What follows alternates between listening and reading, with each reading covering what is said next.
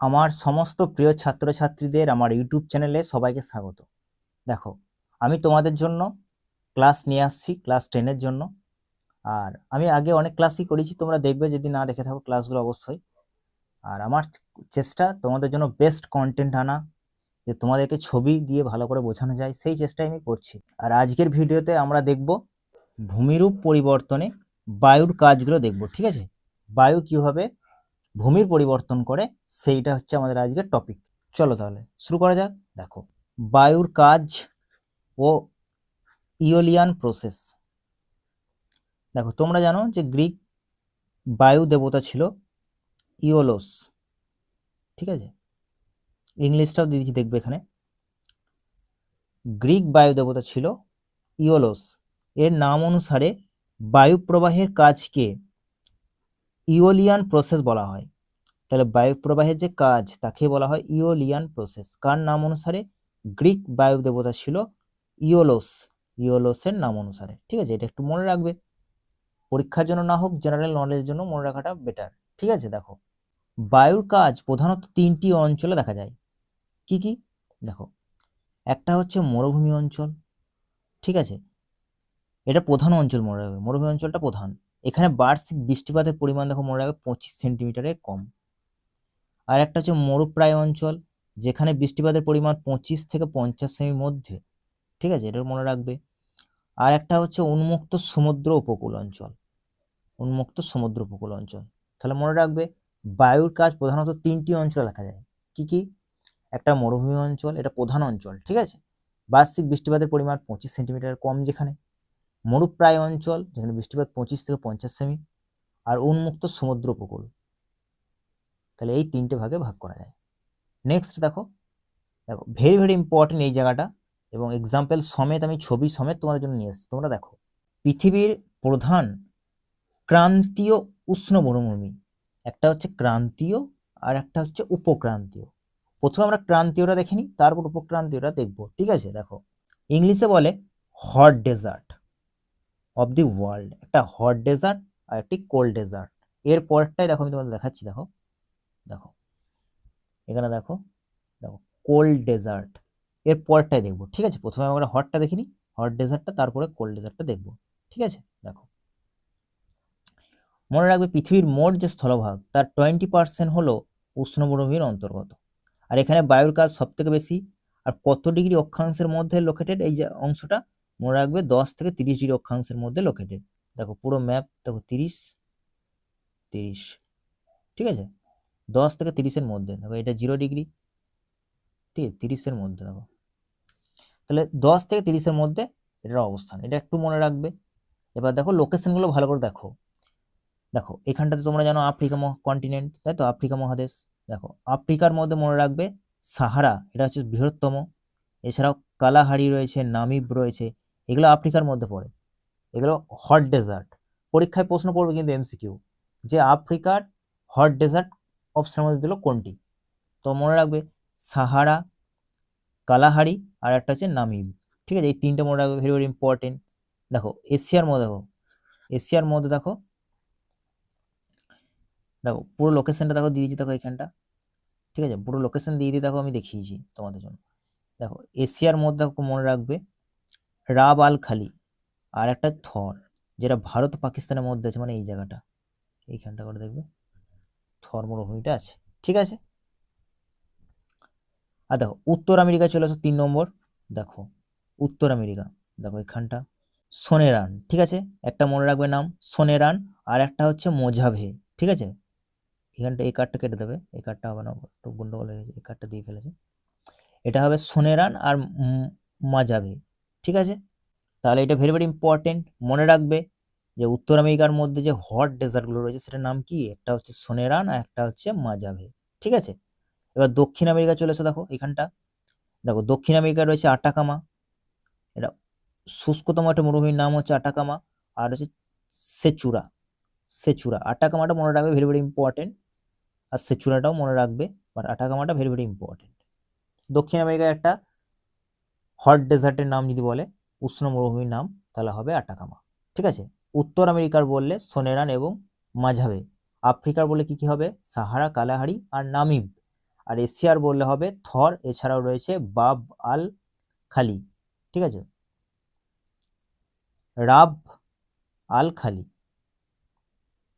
রাব আল খালি, ঠিক আছে, মনে রাখবে, ভেরি ইম্পর্টেন্ট। এবার দেখো এইখানটা দেখো ওসিয়ানিয়া মানে অস্ট্রেলিয়াটা দেখো, বৃহৎ অস্ট্রেলীয় মরুভূমি, দক্ষিণ গোলার্ধে এটা বৃহত্তম। তাহলে মনে রাখবে ওসিয়ানিয়ার মধ্যে কি রয়েছে, বৃহৎ অস্ট্রেলীয় মরুভূমি, অস্ট্রেলিয়ায়, ঠিক আছে, দক্ষিণ গোলার্ধের এটা বৃহত্তম। ব্যাস, এটুকু মনে রাখবে। আশা করছি তোমরা বুঝতে পারছো। পুরো বিষয়টা দেখো পুরোটা, তাহলে তোমাদের কাছে আরো ক্লিয়ার হবে। দেখো এরপর দেখো কোল্ড ডেজার্টে চলে এসো, ঠিক আছে, দেখো শীতল মরুভূমি, উপক্রান্তীয় শীতল মরুভূমি, অত্যন্ত শীতল, বৃষ্টিপাতহীন, গাছপালা এবং জনহীন উন্মুক্ত প্রান্তর। অবস্থানটা মনে রাখবে 40 থেকে 50 ডিগ্রি অক্ষাংশের মধ্যে এটি লোকেটেড, ঠিক আছে। দেখো দেখো যদি বলে এশিয়া, দেখো এশিয়ার মধ্যে দেখো লোকেশনটা দেখে নাও, গোবি, ঠিক আছে, চীন ও মঙ্গোলিয়ার মধ্যে যেটা অবস্থিত গোবি, পৃথিবীর বৃহত্তম শীতল মরুভূমি গোবি, ঠিক আছে, মনে রাখবে। সেটাও দেখো টাকলামাকান, ভেরি ইম্পর্টেন্ট এর টাকলামাকানটা। এছাড়াও দেখো কারাকুম রয়েছে, কারাকুম, তারপর হচ্ছে কিজিলকুম, কারাকুম কিজিলকুম, এগুলো ভেরি ইম্পর্টেন্ট। আর টাকলামাকান এটা ভেরি ইম্পর্টেন্ট, আর গোবিটা মনে রাখবে এশিয়ার মধ্যে, ঠিক আছে। দেখো উত্তর আমেরিকায় চলে এসো, দেখো গ্রেট বেসিন রয়েছে, উত্তর আমেরিকা গ্রেট বেসিন। দক্ষিণ আমেরিকা কি রয়েছে দেখো, প্যাটাগোনিয়া। তাহলে এইগুলো মনে রাখবে, উত্তর আমেরিকার গ্রেট বেসিন, দক্ষিণ আমেরিকা রয়েছে প্যাটাগোনিয়া, আর এশিয়া রয়েছে গোবি আর টাকলামাকান, কিজিলকুম, কারাকুম, ঠিক আছে, ভেরি ইম্পর্টেন্ট, এটা মনে রাখবে। আর দেখো এখানে একটা পয়েন্ট লেখা আছে, এটা দেখে নাও, যে শুষ্ক মরুভূমি, শারীরবৃত্তীয় শুষ্ক মরুভূমি, ভেরি ইম্পর্টেন্ট এটা। দেখো তোমরা জানো যে আমাদের যে আন্টার্কটিকা রয়েছে, এখানে একটা প্রশ্ন আমি তোমাদেরকে জিজ্ঞেস করছি আর কি, জানি না তোমরা জানো নাকি, বাট জানাবে কমেন্ট করে, যদি জানো কমেন্ট করবে, যে আমাদের ইন্ডিয়ার তরফ থেকে আন্টার্কটিকায় কোন মিশন আছে, আমাদের যে রিসার্চ সেন্টার তার নাম কি, অবশ্যই জানাবে যদি তোমরা জানো।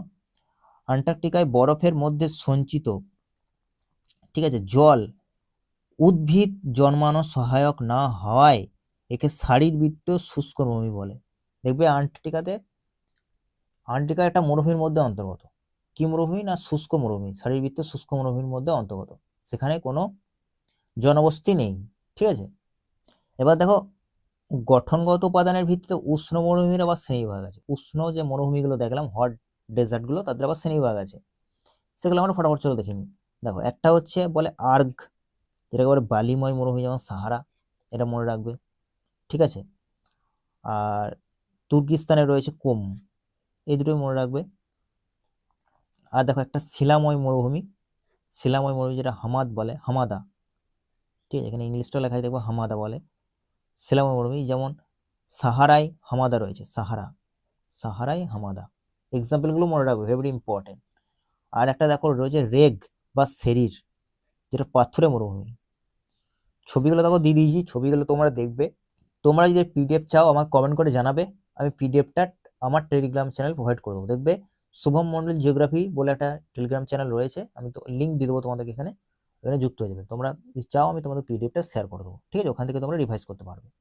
দেখো রেগ ও সেরির যেটা রয়েছে মরুভূমি, সেটা হচ্ছে পাথুরে মরুভূমিটার নাম মনে রাখবে কি, রেগ ও সেরির। যদি শিলাময় হয় তাহলে আছে হামাদা, আর যদি বালিময় হয় তাকে বলে আর্গ, ঠিক আছে, সাহারা, তারপর তুর্কিস্তানে কুম, এগুলো। আর শিলাময় হামাদা, দেখো হামাদা, সাহারায় হামাদা। আর পাথরের মরুভূমিটার নাম মনে রাখতে পারো, একটা হচ্ছে আলজেরিয়া রেগ, তারপর হচ্ছে লিবিয়া, মিশরের সেরির, ভেরি ইম্পর্টেন্ট এটা। মেন এখান থেকে প্রশ্ন, মেন ইম্পর্টেন্ট, আরো ভেরি ইম্পর্টেন্ট এই জায়গাটা দেখো এবারে।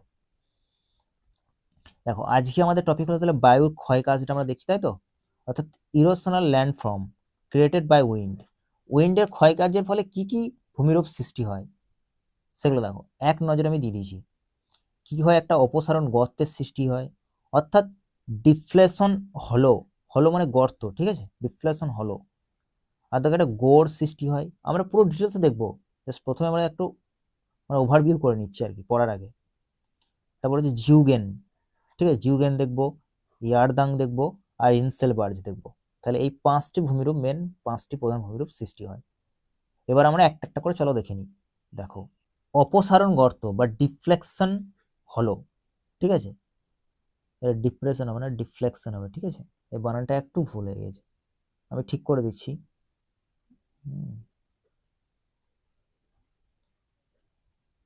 ডিফ্লেশন বলে, ঠিক আছে, একটু ঠিক করে দিলাম, এখানটা ভুল হয়ে গেছিল আর কি। দেখো, মরুভূমিতে বায়ুপ্রবাহ দ্বারা শিথিল বালুরাশি বা বালিরাশি অপসারিত হয়ে স্থানটি ক্রমশ অবনমিত হয়ে যে ছোট বড় গর্ত বা খাতের সৃষ্টি করে তাকে বলা হয় ব্লো আউট বা ডিফ্লেশন বলা হয়, ঠিক আছে। ভূগোলে দেখো মেন ইম্পর্টেন্ট জিনিস হলো ছবি, ছবি থেকে বুঝতে হবে, তাহলে তোমাদের মাথার মধ্যে গেঁথে যাবে।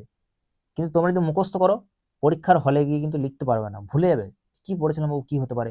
কিন্তু ছবি যদি মনে থাকে না, তোমরা নিজেরাও লিখতে পারবে, 2-4টা লাইন লিখতে পারবে। দেখো, কিন্তু ছবিটা ভেরি ইম্পর্টেন্ট। দেখো দেখো এখানটা একটা মরুভূমি, দেখো এখানটা কি হয়েছে, দেখো এই জায়গাটা দেখো, দেখো বায়ু প্রবাহ হচ্ছে, ধরো এই সাইড দিকে বায়ু প্রবাহ হচ্ছে, দেখো এই জায়গাটা দেখো, দেখো বালিটা কিন্তু দেখো উড়ে যাচ্ছে এখানটা, দেখছো বালিটা, এখানে বালিটা দেখো উড়ে যাচ্ছে, এখানে দেখো, এগুলো দেখো উড়ে যাচ্ছে, দেখো বালিটা উড়ে চলে যাচ্ছে এখানটা, ঠিক আছে।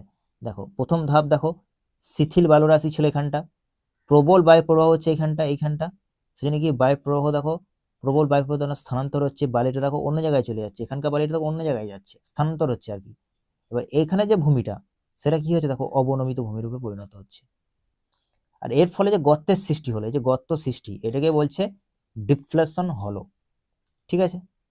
দেখো এটা হচ্ছে দেখো শিলাস্তর, আর এই যে গর্তের সৃষ্টি দেখো বায়ু তাড়িত গর্ত এটা। দেখো এরপরে তাহলে তোমরা বুঝতে পারলে, দেখো এরপর এক্সাম্পলগুলো কিন্তু মনে রাখতে হবে। দেখো মিশরের যে করেছে কাতারা, ভেরি ভেরি ইম্পর্টেন্ট এটা, বিশ্বের বৃহত্তম অপসারণ গর্ত যদি কোথায়, নাম কি, তাহলে মিশরের কাতারাই হবে। তারপর দেখো থর মরুভূমিতে রয়েছে ধান্দ, এটা মনে রাখবে। যুক্তরাষ্ট্রের বাফেলো, বাফেলো হলো রয়েছে, তারপর বিগ হলো রয়েছে, ঠিক আছে। তারপর মঙ্গোলিয়ায় দেখো প্যাংকিয়াং রয়েছে। এক্সাম্পলগুলো কিন্তু মনে রাখতে হবে। এবার দেখো আমি সব এক্সাম্পল তোমাদেরকে বলছি না যে মনে রাখবে, তবে যেগুলো ভেরি ভেরি ইম্পর্টেন্ট সেগুলো মনে রাখতে হবে। যেমন ধরো এই প্রথম দুটো মনে রাখবে, মিশরের কাতারাটা আর থর মরুভূমির ধান, এটা মনে রাখবে। আর বিগ হলো, বাফেলো হলো, তাও প্যাংকিয়াং, এগুলো 2-4বার পড়লে দেখবে মনে থেকে যাবে, এমন কিছু হার্ড নয়, ঠিক আছে। আশা করি তোমরা বুঝতে পারছো। নেক্সট দেখো, আমি তোমাদেরকে এখানে দেখো বোঝাচ্ছি পুরো বিষয়টা, ঠিক আছে। এবার সংজ্ঞাগুলো তোমরা, আমি পিডিএফটা শেয়ার করে দেবো, তোমরা ওখান থেকে 2-4বার পড়বে, তাহলে দেখো তোমাদের আরো ভালো একবার মুখস্থ হয়ে যাবে, ঠিক আছে। দেখো মরুদ্যান বা ওয়েসেস কি, বা কাতারা ডিফ্লেশন হবে, ঠিক আছে, এটা ফয়েল হয় একার হবে ডিফ্লেশন। দেখো দেখো কাতারা ডিফ্লেশন একটা এক্সাম্পল, দেখো মিশরে যেটা অবস্থিত, এর ক্ষেত্রমানটা দেখে নাও, 19,500 বর্গ কিমি অঞ্চল জুড়ে অবস্থিত, 19,500 বর্গ কিমি অঞ্চল জুড়ে অবস্থিত। আর এর গভীরতা দেখো 134 মিটার, গভীরতার সমুদ্রপৃষ্ঠ থেকে হিসাব করে আর কি, এটা মনে রাখবো একটু, 134 মিটার, ঠিক আছে। এবার কিভাবে কি হলো এই জায়গাটা, এখানে দেখো লেখা আছে, ওয়েসিসটা ভালো করে দেখো, এইখানটা এই জায়গাটা দেখো কি করে কি সৃষ্টি হয় সেটা ভালো করে দেখো। দেখো দীর্ঘদিন ধরে অপসারণের ক্ষয়ের ফলে, এটা ক্ষয় হলো আর কি, এখানটা বাইরে দেখো উড়ে গেল, উদাও হয়ে গেল, গর্তের সৃষ্টি হলো, সেই অপসারণ ক্ষয়ের ফলে কি হয় দেখো, ব্লো আউটের গভীরতা, মানে এখানে যে গভীরতা সেটা ভূগর্ভস্থ জলস্তরে পৌঁছালে, ভূগর্ভস্থ জলের সঙ্গে সংস্পর্শে চলে এলে আর কি, পৌঁছালে জল জমে কি হয় দেখো, হ্রদ তৈরি হয়, এখানে একটা হ্রদের তৈরি হয়ে গেছে, দেখো দেখো ছবিটা দেখো, বুঝতে পারো তাহলে হ্রদের তৈরি হয়ে গেছে। জলের ভিত্তিতে কি হয়, চারিপাশে কি হয়, গাছপালা হয়, তারপর ধরো গাছপালা হলে কি হবে, এখানে ধরো জনবসতি গড়ে উঠবে, সেটা দেখো জনবসতি গড়ে ওঠে, তাহলে জল থাকলে জনবসতি গড়ে উঠলে চাষবাস তো হবেই, তাহলে দেখো চাষের জন্য জমি গড়ে ওঠে, একে বলা হয় মরুদ্যান বা ওয়েসিস বলে যাকে, ঠিক আছে। তাহলে অবশ্যই কমেন্ট করে জানাবে তোমরা বুঝতে পারছো কিনা। তাহলে বুঝতে পারলে এই জায়গাটা গঠন প্রক্রিয়াটা, মরুদ্যানটা কিভাবে গঠিত হয়।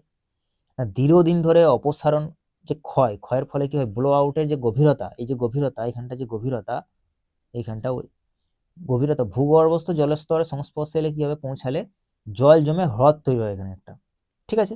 এবার জল জমলে, গাছপালা জমলে সেখানে কি হবে, বসতি গড়ে উঠবে, বসতি গড়ে উঠলে সেখানে চাষবাস শুরু হবে, একেই বলে মরুদ্যান। আর এটা সব থেকে ভালো একটা এক্সাম্পল যদি বলো তাহলে হবে এই কাতারা ডিফ্লেশন, ঠিক আছে, কার দ্বারা? ডিফ্লেশন।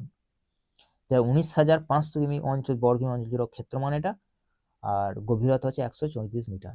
কোথায় আছে এটা? মিশরে আছে। ঠিক আছে, আশা করছি তোমরা বুঝতে পারছো। যদি কোনো জায়গায় অসুবিধা হয় আমাকে কমেন্ট করে জানাবে। দেখো, গোড় বা ব্যাঙের ছাতা, গোড় বা mushroom rock, very very important mushroom রকটা। দেখো, মরুভূমিতে কি হয় না, বায়ুর অবঘর্ষ ক্ষয়ের ফলে ব্যাঙের ছাতার মতো দেখতে নিম্নাংশ সরু, দেখো নিচের অংশটা দেখো, দেখো নিচের অংশটা দেখো সরু হয়ে গেছে, দেখো নিচের অংশটা দেখো এখানটা, আর ওপরের অংশটা দেখো কতটা চওড়া। দেখো এই যে দেখো ঊর্ধ্বাংশ চওড়া যে শিলাস্তূপ, একে গোড় বলে, এটাকেই বলে গোড় বা ব্যাঙের ছাতা। Very very very very important. এটা ব্যাঙের ছাতার মতো দেখতে বলে ব্যাঙের ছাতা বা গোড়। ঠিক আছে, কি করে কি সৃষ্টি হয় বা দেখো, দেখো এখানে দেখো ওপরে কঠিন শিলা আর নিচে নরম শিলা। নিচে নরম শিলা কি হবে, ধরো বায়ু প্রবাহিত হচ্ছে, এখানে বায়ু প্রবাহিত হচ্ছে, তাহলে এইখানে যদি কঠিন শিলা, এখানে তো ক্ষয় করতে পারছে না, কিন্তু ও কিন্তু এই নিচের কিন্তু ক্ষয় করে দেবে। নিচেরা ক্ষয় করতে করতে, নিচেরা ক্ষয় করতে করতে দেখো এখানে ক্ষয় করছে, দেখো এখানটা দেখো এখানেও ক্ষয় করছে, ক্ষয় করতে করতে দেখো এইভাবে আকার ধারণ করে, এরকম আকার ধারণ করে নেয়, এখানে ক্ষয় করে। ঠিক আছে, এইখানে ধরো একটু কঠিন শিলা, ব্যাস ওপরটা তো কঠিন, তাহলে দেখো এই সাইডগুলো ক্ষয় করে দিয়েছি, দেখো সাইডগুলো দেখো পুরোটা ক্ষয় করে দিয়েছি দেখো, কিন্তু ওপরটা ক্ষয় করতে পারে না, কারণ ওপরটা কঠিন শিলা, এখানটা ক্ষয় করে দিয়েছে। এইভাবে যে ভূমিরূপটা সৃষ্টি হয় এটাকে বলে গোড় বা ব্যাঙের ছাতার মতো দেখতে, বলে ব্যাঙের ছাতা এর নাম। ঠিক আছে, কোথায় দেখতে পাবে এটা? Very very important. দেখো, সাহারা মরুভূমিতে দেখতে পাবে, সাহারা মরুভূমিতে গোড় বা গড়া, গোড় দেখা যায় মনে রাখবে সাহারা মরুভূমিতে। ঠিক আছে, আর গ্রেট বেসিন ছিল, গ্রেট বেসিনে রয়েছে হুডু, গ্রেট বেসিনে হুডু, ব্যাস শুধু এই দুটো এক্সাম্পল মনে রাখবে। নেক্সট দেখো, এরপর আমরা জিওজ্ঞান দেখব। ঠিক আছে, ভেরি ভেরি ইম্পর্টেন্ট এটা জিওজ্ঞানটা, এটা অনুভূমিক শিলাস্তর দ্বারা গঠিত। এবার দেখো বলছি, দেখো তোমরা পুরো বিষয়টা দেখো। অনুভূমিকভাবে পর্যায়ক্রমে কঠিন এবং কোমল শিলা গঠিত শিলাস্তূপে অবঘর্ষ ক্ষয়ের ফলে কঠিন শিলা গঠিত চওড়া এবং সমতল মাথাযুক্ত এবং নিম্নাংশ মানে নিচের অংশটা সরু টেবিল আকার প্রতিসম ভূমিরূপকে জিওজ্ঞান বলে। দেখো এটা দেখো, এই ভূমিরূপটা দেখো, তাহলে বুঝতে পারো, দেখো টেবিল আকার ধারণ করেছে এবং সমতল দেখো, আর নিচের দিকটা দেখো ক্ষয় করে দেখো সরু হয়ে গেছে, এই ভূমিরূপটাকে বলে জিওজ্ঞান। দেখো আমি তোমাদেরকে আরো ভালোভাবে বলছি। দেখো প্রথমে এই বৈশিষ্ট্যগুলো একটু দেখে নেওয়া হবে। দেখো এর উচ্চতা মনে রাখবে 2 থেকে 40 মিটার হয়, এই উচ্চতাটা 2 থেকে 40 মিটার হয়, এবং অনুভূমিকভাবে কঠিন এবং কোমল শিলা দিয়ে গঠিত। তাহলে মনে রাখবে কি কি শিলা দিয়ে গঠিত? কঠিন শিলা দিয়ে গঠিত এবং কোমল শিলা দিয়ে গঠিত। আর এক্সাম্পলটা মনে রাখবে কোথায় দেখা যায়, সোনেরান এবং মোজাভে। ঠিক আছে, মোজাভে হবে না, এটা মাঝাভে হবে, মাঝাভে মরুভূমিতে জিওজ্ঞান দেখা যায়। ঠিক আছে, ভেরি ভেরি ইম্পর্টেন্ট, এটা মনে রাখবে। এবার দেখো আমি তোমাদেরকে আরেকবার ডিটেলস এটা বলছি। দেখো মরু এবং মরুপ্রায় অঞ্চলে কি হয় না, কঠিন এবং কোমল শিলা পর্যায়ক্রমে অনুভূমিকভাবে অবস্থান করে। তাহলে দেখো আমি আগেই বললাম এখানে শিলা স্তরগুলি কিভাবে অবস্থান করে, অনুভূমিকভাবে অবস্থান করে। দেখো ছবিটা দেখো, তাহলে আরো ভালো বুঝতে হবে। দেখো এখানে দেখো না, দেখো কতটা চওড়া, দেখো এটা দেখো কতটা চওড়া, দেখো এটা এই জায়গাটা দেখো, এই জায়গাটা দেখো, এইখানটা কতটা চওড়া, অনুভূমিকভাবে শিলা স্তরগুলি এখানে দেখো অবস্থান করছে। তাহলে অনুভূমিকভাবে অবস্থান করে এবং শিলাস্তরের যে ফাটল দারণ এগুলো থাকে না, দেখো ফাটলের মাঝে দেখো এইগুলো যে কোমল শিলা দিয়ে গঠিত, এগুলো দেখো ক্ষয় হয়ে যায় বায়ুর কার্যে, বায়ুর অবঘর্ষ প্রক্রিয়া দ্বারা এগুলো ক্ষয় হয়ে যায়। এবার ধরো এখানে কি হয়, দেখো এগুলো দেখো ক্ষয় হয়ে যাবে, নিচের দিক এই দিকটা দেখো, এগুলো দেখো গর্তের সৃষ্টি হয়। ঠিক আছে, গর্তের সৃষ্টি হয় বা গহ্বর সৃষ্টি হয় যাকে বলে। ঠিক আছে, এটা সৃষ্টি হয় এই যে কঠিন শিলা। আর দেখো এই যে কঠিন শিলা, এই কঠিন শিলাটা কি হয় না, দেখো টেবিলের মতো দুপাশ সমান ঢালযুক্ত হয়ে খাড়াভাবে অবস্থান করে, আর এই যে ভূমিরূপ এইটাকেই বলে জিওজ্ঞান। ঠিক আছে, আশা করছি তোমরা বুঝতে পারলে। দেখো আমি আবার একবার বলছি, তাহলে মনে রাখবে যে মরু বা মরুপ্রায় অঞ্চলে কঠিন এবং কোমল শিলা পর্যায়ক্রমে অনুভূমিকভাবে অবস্থান করে, এটা মনে রাখবে, এইটা মনে রাখার টার্ম যে অনুভূমিকভাবে শিলাস্তরগুলি এখানে অবস্থান করে।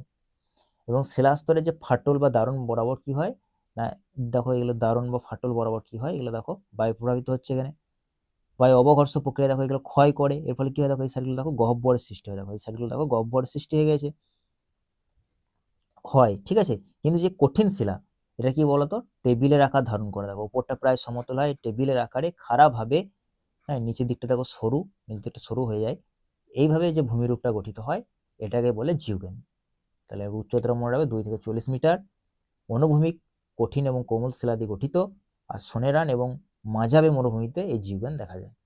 নেক্সট দেখো, তোমাদের কোনো অসুবিধা নেই। দেখো এরপরে যখন আমি পার্থক্য যখন করাবো, একটা পার্থক্য আছে, ওই পার্থক্য যখন করাবো তখন তোমাদের বিষয়টা দেখো আরো ক্লিয়ার হয়ে যাবে। দেখো একটু ওয়েট করো, পুরো ক্লাসটা দেখো, তাহলে তোমাদের পুরো বিষয়টা ক্লিয়ার হয়ে যাবে। ইয়ার দাং দেখো, চলো এখানে ইয়ার দাংটা দেখো। দেখো এখানে কি হয়, উলম্ব শিলাস্তর। দেখো তোমরা দেখে বুঝতে পারবে, এখানে দেখো শিলাটা দেখো, এখানে দেখো উলম্বভাবে দেখো দাঁড়িয়ে আছে, দেখো ঠিক আছে, উলম্বভাবে, ছবিটা দেখেই বুঝতে পারবে। দেখো তোমরা ওখানেও কেমন ছিল দেখবে, আগের ছবিটা দেখো তো তোমরা বুঝতে পারবে। দেখো আগের ছবিটা কেমন ছিল, দেখো দেখো কতটা এখানে চওড়া, দেখো এই বিষয়টা জায়গাটা দেখো কতটা চওড়া, দেখো এখানটা ঠিক আছে চওড়া টাইপের, নিচেটা ক্ষয় গেছে কিন্তু উপরটা দেখো চওড়া টাইপের, কিন্তু এখানটা দেখো দেখো উলম্বভাবে, দেখো উপরটা কিন্তু খুব একটা দেখো চওড়া নয়, আর দেখো উলম্বভাবে খারাপ হয়ে দাঁড়িয়ে যাবে এখানটা, দেখো খারাপ হবে, ঠিক আছে। দেখো আশা করছি তোমরা বুঝতে পারছো দুটো ছবির মধ্যে পার্থক্যটা, ঠিক আছে। দেখো আমি পড়ছি, তোমরা একবার শোনো। মরু এবং মরুপ্রায় অঞ্চলে কঠিন এবং কোমল শিলা গঠিত পর্যায়ক্রমে উল্লম্বভাবে অবস্থান করলে, দেখো উল্লম্বভাবে অবস্থান করলে বায়ু প্রবাহের সমান্তরালে কি হয়, কোমল শিলা দ্রুত ক্ষয়প্রাপ্ত হয়ে যায়। এবার বায়ু প্রবাহ ধরো এইভাবে হচ্ছে, বায়ু প্রবাহ সমান্তরালে কি হয়, দেখো এই যে অনুভূমি কি হয় না, কোমল শিলাটা ক্ষয় হয়ে যায়, কোমল শিলাটা ক্ষয় হয়ে গেছে, এখানে যে কোমল শিলা সেখানটি ক্ষয় হয়ে যায়, এবং দুপাশে যে কঠিন শিলা সেটা দেখো খারাপভাবে কিন্তু দাঁড়িয়ে থাকে, এইভাবে খারাপভাবে তীক্ষ্ণ চূড়া আকৃতির দাঁড়িয়ে থাকে, ঠিক আছে। এবং অনেকটা এটা কি হয় বলতো, মোরগের যে ঝুঁটি, তোমরা লক্ষ্য করবে, দেখো মোরগের যে ঝুঁটি হয়, ঝুঁটিটা কোনো দেখেছো নাকি জানি না, মোরগের ঝুঁটি যেরকম দেখতে হয় সেরকম যে একটি ভূমিরূপ গঠন করে, ঠিক আছে, এটাকে বলে ইয়ারদাং। দেখো তাহলে বায়ু প্রবাহের সমান্তরালে এটা গঠিত হয়, বায়ু প্রবাহ ধরো এইভাবে সমান্তরালে গঠিত হবে, এই সাইডগুলো সব ক্ষয় হয়ে যায়, আর এটা উলম্ব আকার ধারণ করে, দেখো উলম্ব আকারে দাঁড়িয়ে থাকে, ঠিক আছে। আর এটা মনে রাখবে, এর শীর্ষ দিকটা কি হয়, তীক্ষ্ণ হয়। দেখো এখানে দেখো খুব একটা দেখো মোটা নয়, দেখো আগেরটা যেমন ছিল টেবিল আকার, দেখো এখানে কিন্তু টেবিল আকার নয়, এখানে দেখো তীক্ষ্ণ আকার, ঠিক আছে, ছঞ্চালো টাইপের আকার ধারণ করে। দেখো কোথায় দেখতে পাওয়া যায়, ভেরি ভেরি ইম্পর্টেন্ট, এটা মনে রাখবে এক্সাম্পলটা। দেখো এটা মনে রাখবে যে সাহারা, ঠিক আছে, টেবেসটি মরুভূমিতে হারমাটান বায়ুর সমান্তরালে বৃহত্তম ইয়ারদাং, তাহলে এটা মনে রাখবে সাহারা মরুভূমিতে দেখা যায়, ঠিক আছে। ব্যাস, আর কিচ্ছু মনে রাখা দরকার নেই এখানে। আর যদি এইটা পড়ো একটু মনে রাখবে, টাকলামাকানটা মনে রাখবে, টাকলামাকান, ব্যাস এই দুটোই মনে রাখো, আর কিচ্ছু মনে রাখা দরকার নেই। আশা করছি তোমরা দুটোর মধ্যে বুঝতে পারলে। আর যদি না বুঝতে পেরে থাকো, দেখো এরপরটা দেখো, এইখানে চলে এসো, দেখো এই পার্থক্যটা দেখলেই তোমরা পুরো বিষয়টা তোমার কাছে আরো ক্লিয়ার হবে। দেখো তাহলে ইয়ারদাং কি, দেখো কঠিন এবং কোমল শিলাস্তর পর্যায়ক্রমে উল্লম্বভাবে থাকে, তোমরা দেখলে যে এইভাবে ছিল শিলাটা, ঠিক আছে। আর দেখো এখানে দেখো কঠিন এবং কোমল শিলাস্তর কিভাবে অনুভূমিকভাবে থাকে, দেখবে এইভাবে অনেকটা চড় টেবিল আকার ধারণ ছিল, সমতল, এইখানটা দেখবে সমতল ছিল, আর এইখানটা কেমন ছিল বলতো, এইভাবে দেখবে এইভাবে ছিল, আর এইখানটা উল্লম্বভাবে দাঁড়িয়ে ছিল এইখানটা, আর এইখানটা অনুভূমিকভাবে ছিল, এবং দেখবে এখানে অনেকটা বড় টেবিলের আকার, দেখো এটা দেখলা টেবিলের মতো দেখতে, এবং মাথাটা চ্যাপ্টা এবং সমতল ছিল না, ছিল। আর এইখানটা দেখো খানিকটা তীক্ষ্ণ টাইপের ছিল, তাই তো, তীক্ষ্ণ টাইপের, দেখো মোরগের যে ঝুঁটি সেরকম দেখতে হয়। আর দুপাশে যে অসমান ছিল, দুপাশটা অসমান ছিল, এবং অসমান ঢাল ছিল, অসমান ঢাল আর কি, এবং অপ্রতিসম ছিল, আর এখানটা সমান ঢাল ছিল এবং প্রতিসম প্রকৃতির ছিল, এটা মনে রাখবে। উচ্চতাটা মনে রাখবে একটু, ভেরি ভেরি ইম্পর্টেন্ট উচ্চতাটা। তাহলে গড়ে 7 মিটারের উচ্চতা কম এখানে ইয়ারদাং এর ক্ষেত্রে, আর জিওগ্যানটা উচ্চতা সব থেকে একটু বেশি হয়, এটা মনে রাখবে 2 থেকে 40 মিটার পর্যন্ত উচ্চতা হয় এর। তাহলে ভেরি ভেরি ইম্পর্টেন্ট, পার্থক্যটা কিন্তু মনে রাখবে। আমি আবার বলছি, দেখো কঠিন এবং কোমল শিলাস্তর পর্যায়ক্রমে উল্লম্বভাবে থাকে এখানে, আর জিওগ্যানের ক্ষেত্রে কি হয়, কঠিন কোমল শিলাস্তর অনুভূমিকভাবে থাকে, দেখবে মোরগের ঝুঁটির মতো দেখতে হয়, মাথাটা তীক্ষ্ণ আকৃতির হয়। আর জিওগ্যানের ক্ষেত্রে কি হয় বলতো না, মাথার চ্যাপ্টা হয় এবং সমতল হয়। এখানে দেখো এক্সাম্পল দেখো দেওয়াই আছে, দেখো এখানে দেখো বুঝতে পারো, দেখো মাথা দেখো চ্যাপ্টা এবং সমতল, আর এইখানটা দেখো না, এইখানটা দেখো তাহলে বুঝতে পারো, দেখো অনুভূমিকভাবে বায়ুর প্রবাহ অনুভূমিকভাবে কাজ করছে এখানটা, আর এখানে দেখো দেখো দেখো খারাপ হয়ে দাঁড়িয়ে আছে, মোরগের ঝুঁটি যেরকম দেখতে হয় সেরকম আকৃতি ধারণ করে। এর ঢালটা অসমান হয়, ইয়ারদাংয়ের ক্ষেত্রে, কিন্তু জিউগানের ক্ষেত্রে কি হয় না, ঢালটা তোমার সমান হয়। ঠিক আছে, দেখো। আর উচ্চতা যদি বলে তাহলে উচ্চতা ইয়ারদাংয়ের ক্ষেত্রে গড়ে 7 মিটার হয়, কম, কিন্তু জিউগানের ক্ষেত্রে 2 থেকে 40 মিটার এর উচ্চতা হয়। তাহলে ভেরি ভেরি ইম্পর্টেন্ট, মনে রাখবে। নেক্সট দেখো, এরপর চলে এসো 5 নম্বর পয়েন্ট, যেটা আমাদের রয়েছে ইনসেলবার্জ। দেখো ভেরি ভেরি ইম্পর্টেন্ট, ইনসেলবার্জ কি দেখো, জার্মান শব্দ ইনসেলবার্জ এর অর্থ হলো দ্বীপ শৈল, দ্বীপ শৈল, ঠিক আছে, বা আইল্যান্ড, যাকে বলে আইল্যান্ড মাউন্টেন। দেখো মরু ক্ষয়চক্রের শেষ পর্যায়ে, মরু ক্ষয়চক্রের একদম শেষ পর্যায়ে পেডিপ্লেনের ওপর বায়ুর ক্ষয়কাজের ফলে কঠিন শিলা গঠিত অনুচ্চ খাড়া ঢাল বিশিষ্ট মসৃণ গাত্রযুক্ত গোলাকার যে পাহাড়, তাকে বলা হয় ইনসেলবার্জ। সুদীর্ঘ কাল ধরে কি হয়, মরুভূমি বায়ুপ্রবাহ দ্বারা ক্ষয়ের ফলে নরম যে শিলাস্তর সেটা কিন্তু অপসারিত হয়। তোমরা জানো যে সুদীর্ঘ দিন ধরে যদি মরুভূমির বায়ুপ্রবাহের দ্বারা ক্ষয়ের ফলে নরম শিলাটা কিন্তু অপসারিত হয়ে যাবে। ধরো এই সাইডে, এখানে ধরো আরো ধরো শিলা ছিল, এই সাইডগুলো আরো ছিল, এই সাইডগুলো ধরো আরো ছিল, এবার এখানে ধরো হয়তো নরম শিলা থাকলে কি হবে বলো তো, এই সাইডগুলো বায়ুপ্রবাহ দ্বারা কিন্তু এই সাইডগুলো কিন্তু ক্ষয় হয়ে গেছে, এই সাইডগুলো কিন্তু ক্ষয় হয়ে গেছে। এবার 1-2 দিনে হয় না, দীর্ঘদিন ধরে হয় ক্ষয়ের ফলে। ঠিক আছে, উচ্চতা হ্রাস পেয়ে গেছে, দেখো এর উচ্চতা অনেকটা হ্রাস পেয়েছে, হয়তো উচ্চতা আরো আগে ছিল অনেক বেশি, এর উচ্চতাও ধরো হ্রাস পেয়ে গেছে বর্তমানে এখন। ঠিক আছে, শিলাচূর্ণের পাতলা স্তরযুক্ত প্রায় সমতল এবং মৃদু ঢালু মরুভূমি বা পেডিপ্লেন গড়ে ওঠে। তাহলে কি হয়, কেবলমাত্র যারা, মনে রাখবে এখানে গ্রানাইট এবং যারা নিজ শিলা দিয়ে গঠিত, সেখানটা নিয়েও খুব একটা ক্ষয় করতে পারে না।